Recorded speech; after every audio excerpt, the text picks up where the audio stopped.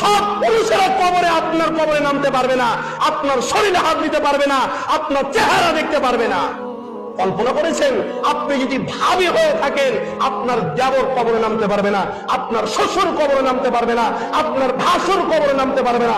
আপনার শরীরের কত দাম, আপনার ইজ্জতের কত দাম আপনি কল্পনা করতে পারেননি। আপনার দেবর আপনার শরীরে হাত দিতে পারবে না মরে যাওয়ার পরও। আপনার ভাসুর আপনি মরে যাওয়ার পরও আপনার শরীরে হাত দিয়ে কবরে রাখতে পারবে না। আপনার শ্বশুর আপনার ভাসুর ওই কবরে রাখতে পারবে না। আপনার চাচাতো ভাই আপনার শরীরে হাত দিতে পারবে না। আপনার ফুফাতো ভাই, আপনি মরে গেছেন, আপনার শরীরের কোনো দাম নাই, তবু আপনার ফুফাতো ভাই চাচাতো ভাই আপনার শরীরে হাত দিয়ে ওই কবরে রাখতে পারবে না।